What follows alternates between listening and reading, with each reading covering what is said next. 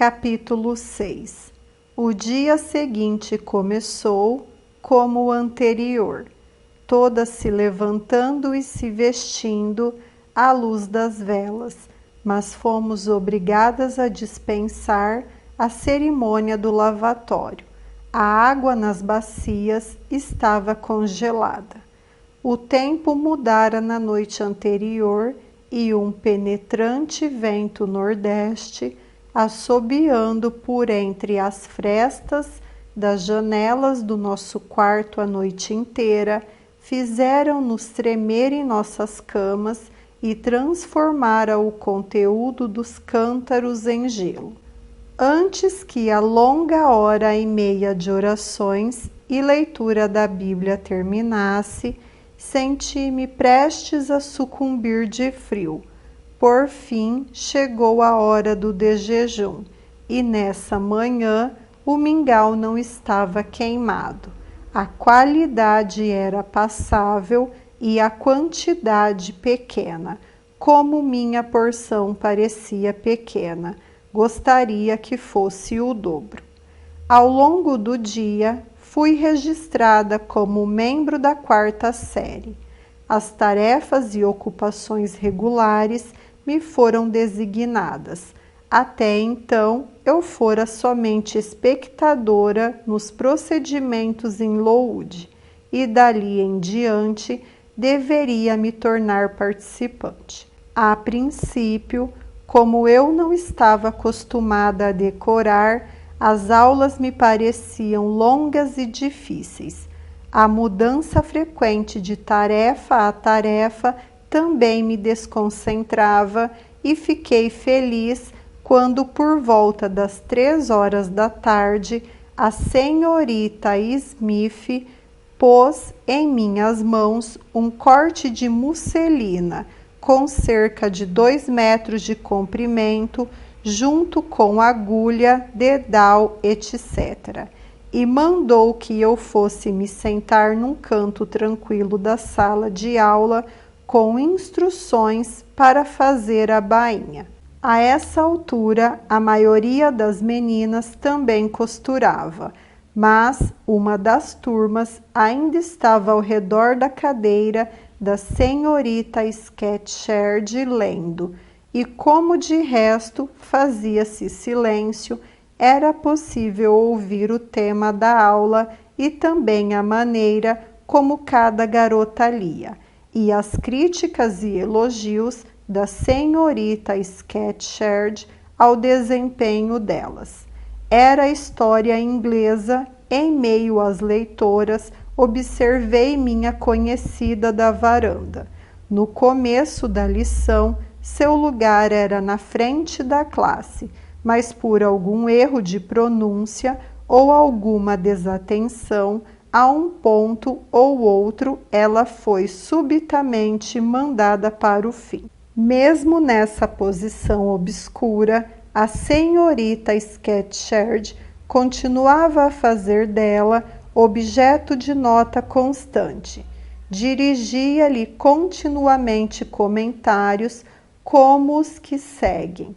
Burns, esse é o que parecia, era o seu nome.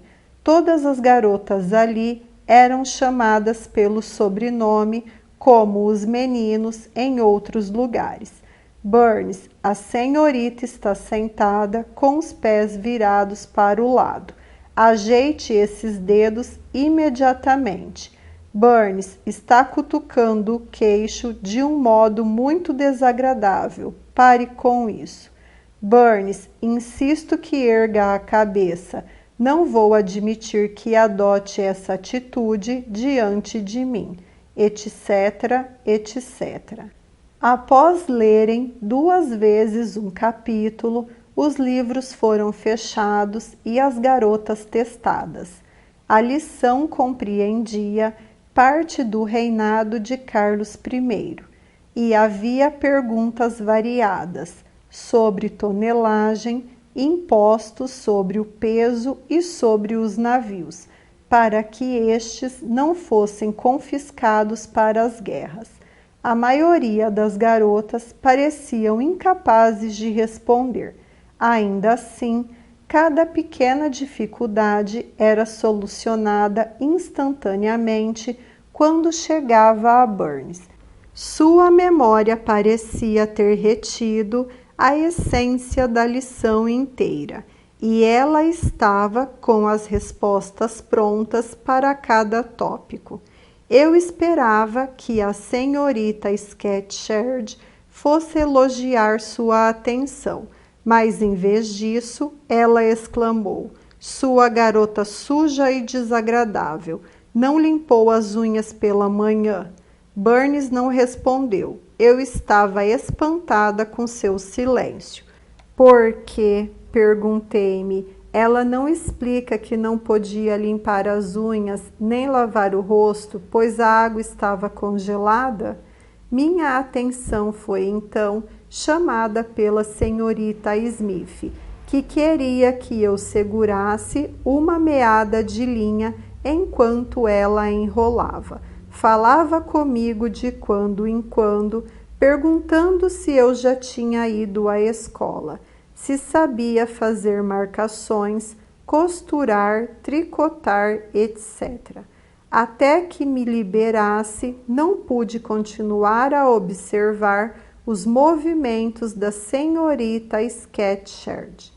Quando voltei ao meu lugar, a professora estava dando uma ordem que não pude compreender, mas Burns imediatamente deixou a sala e, dirigindo-se ao quartinho interno onde se guardava os livros, regressou em meio minuto, trazendo na mão um punhado de gravetos amarrados numa das pontas.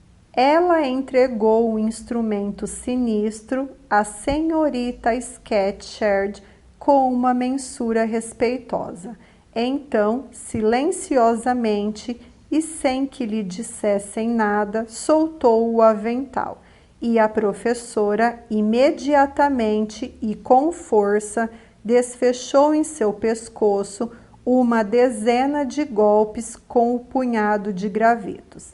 Nem uma única lágrima assomou aos olhos de Burns, e quando interrompi a costura, porque meus dedos tremiam diante daquele espetáculo, com um sentimento de ira inútil e impotente, nem um único traço de seu rosto pensativo alterara a expressão habitual.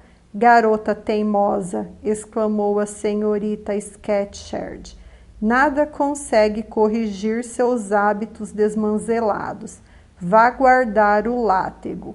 Burns obedeceu, escutei-a enquanto saía da saleta dos livros, guardando o lenço no bolso, e o traço de uma lágrima brilhava em sua face magra.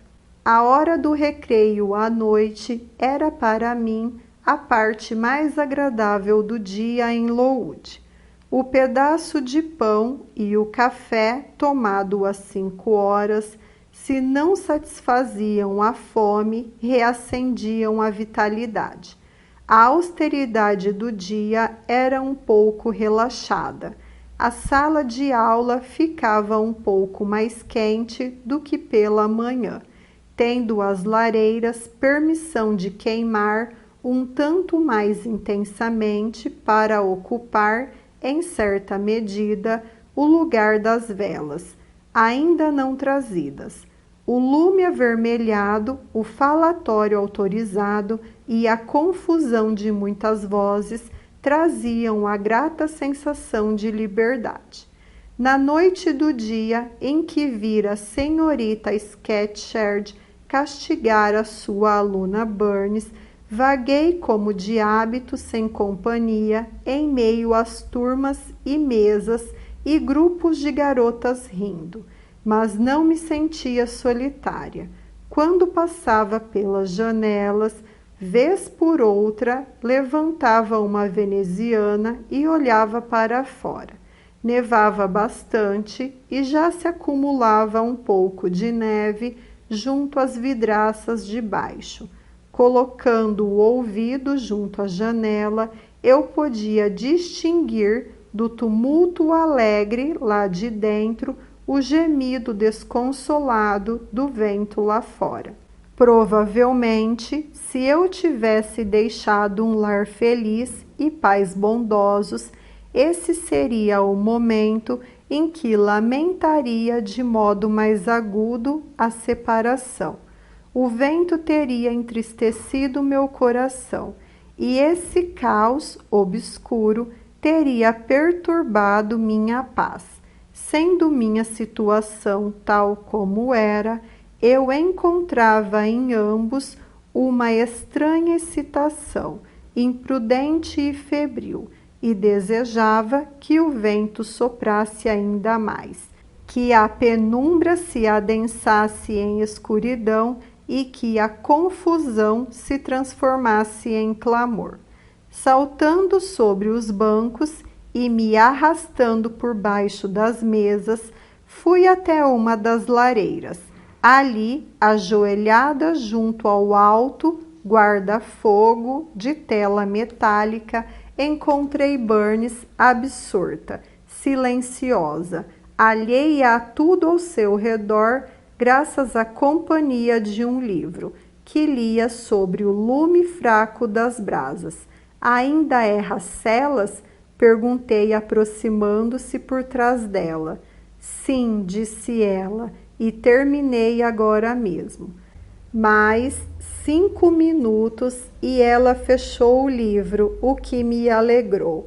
Agora, pensei, talvez eu consiga fazer com que ela fale. Sentei-me no chão ao seu lado. Qual é seu nome além de Burns? Ellen. Você vem de muito longe?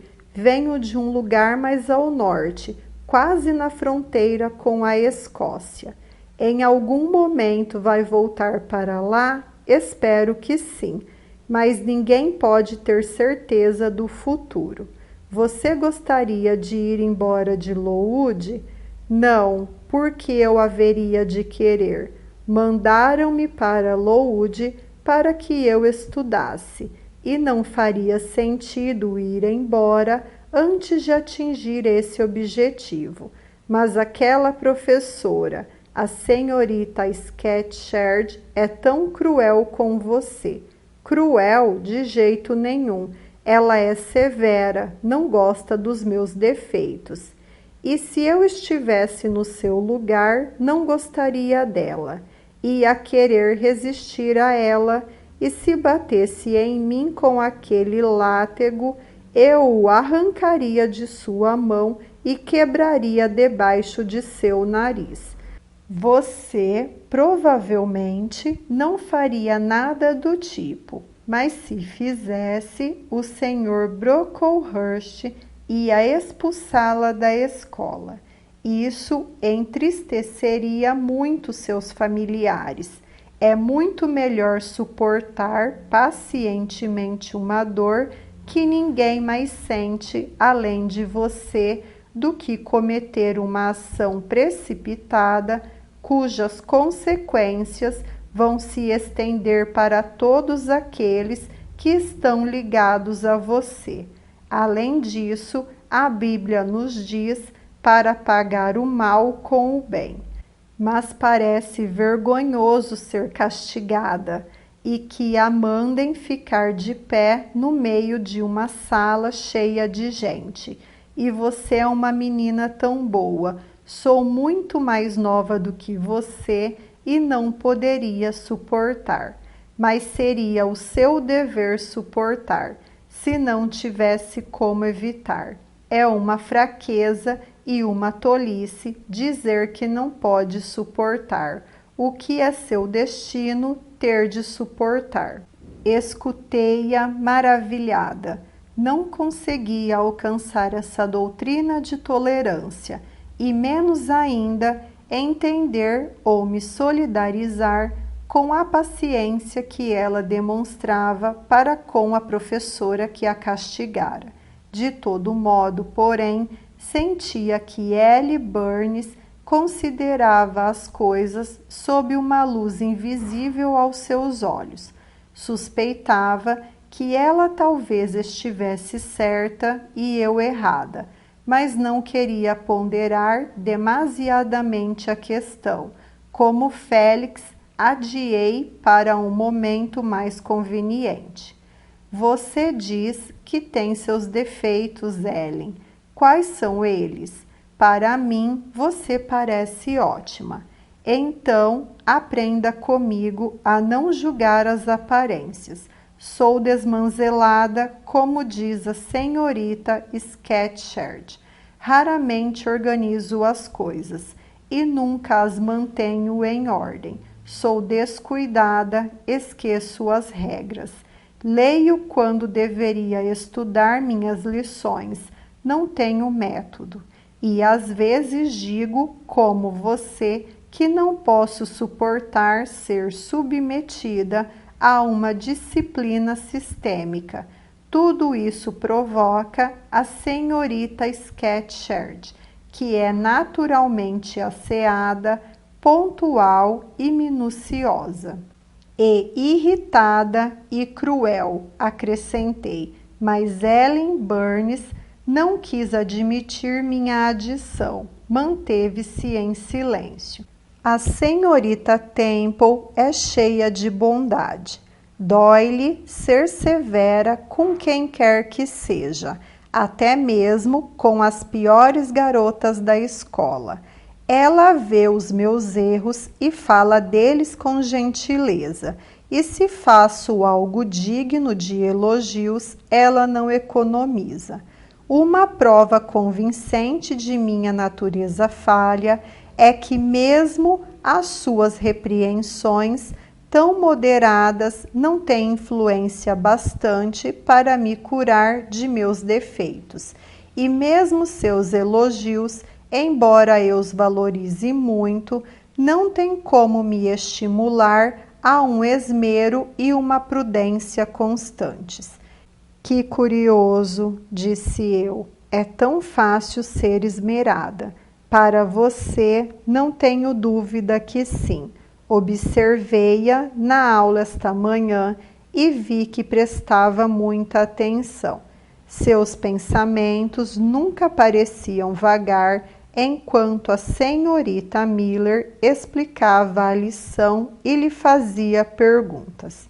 Ora, os meus se dissipam continuamente, quando deveria estar escutando a senhorita Scatcherd e aprendendo como diligenciar o que diz.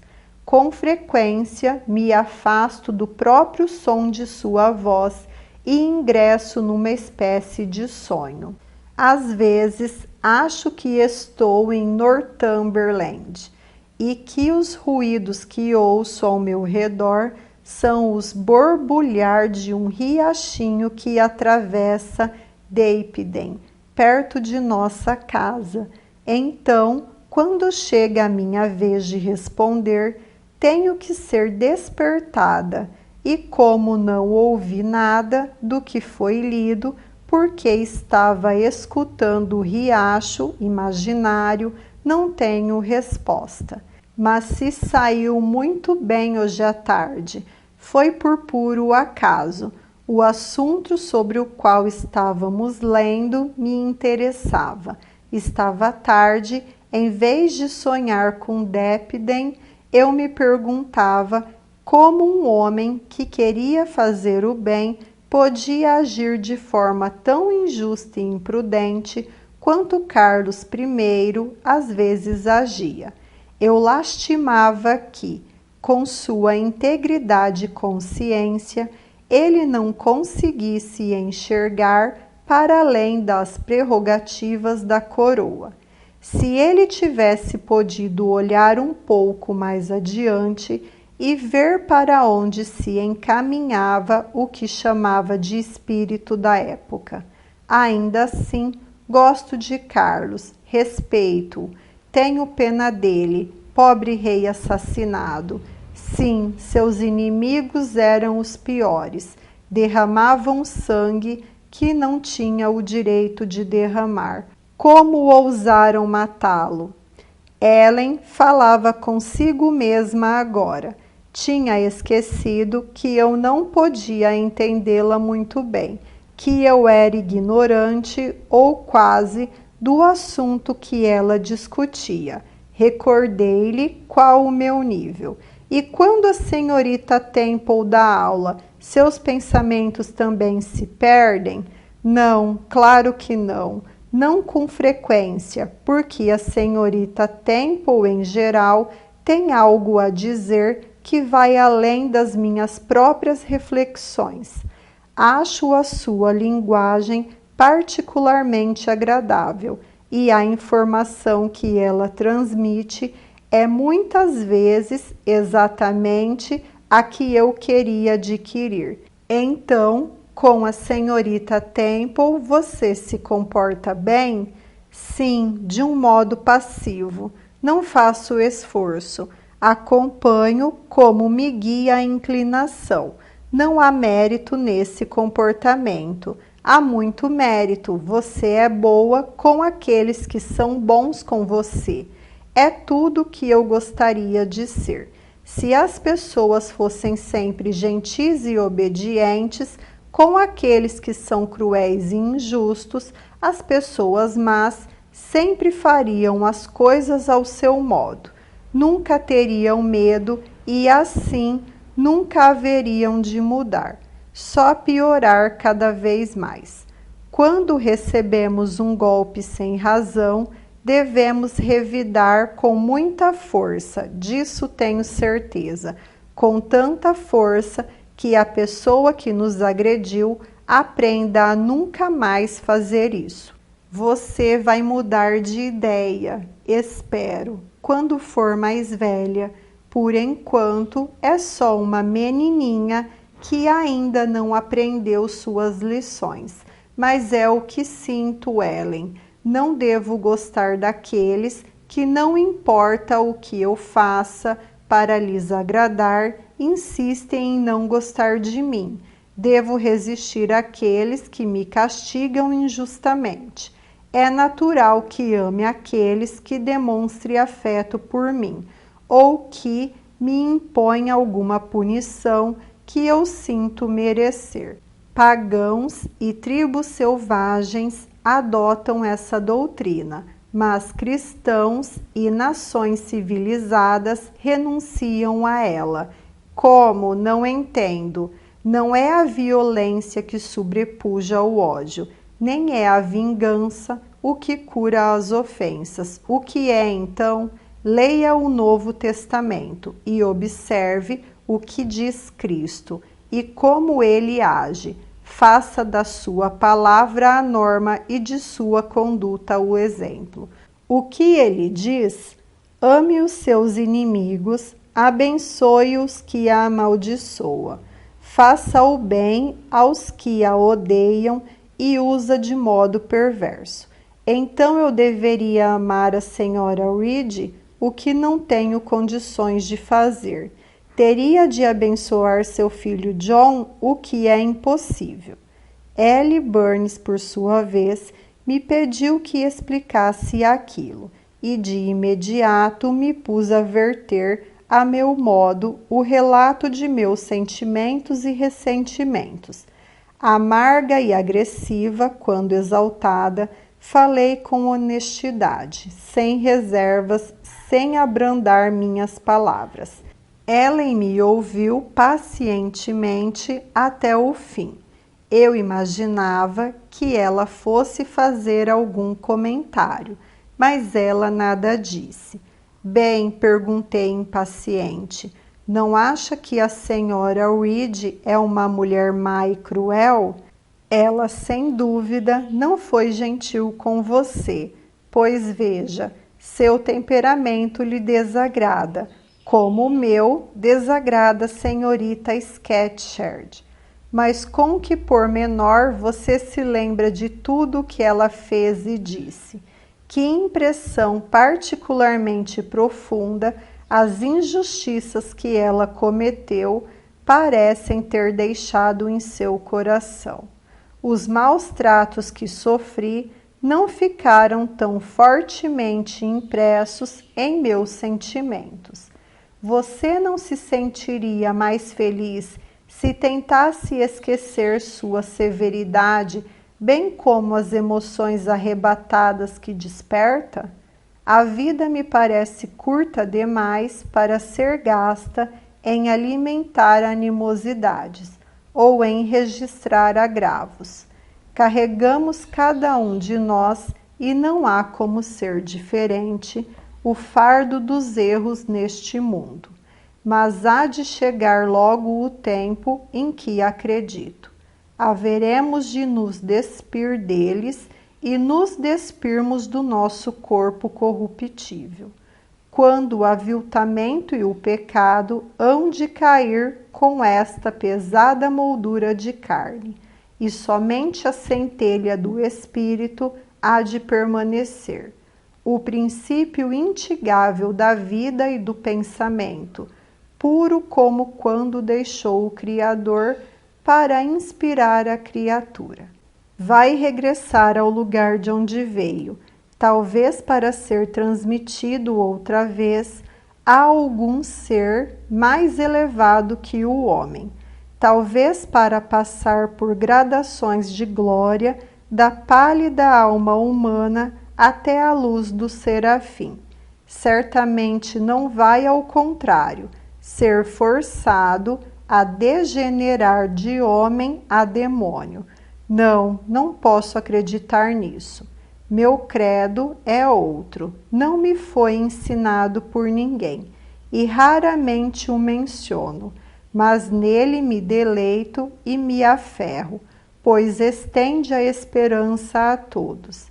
Faz da eternidade um repouso, um lar magnífico, não um terror e um abismo. Além do mais, com esse credo, posso distinguir claramente entre o criminoso e seu crime. Posso perdoar sinceramente o primeiro, enquanto abomino o segundo. Com esse credo, a vingança nunca preocupa o meu coração. A degradação nunca me repugna por demais. A injustiça nunca me esmaga por completo. Vivo num estado de calma, contemplando o fim. A cabeça de Ellen, sempre baixa, afundou um pouco mais quando ela terminou a frase. Vi pela expressão em seu rosto que não queria mais falar comigo, mas sim conversar com seus próprios pensamentos. Não lhe foi dado muito tempo para meditação.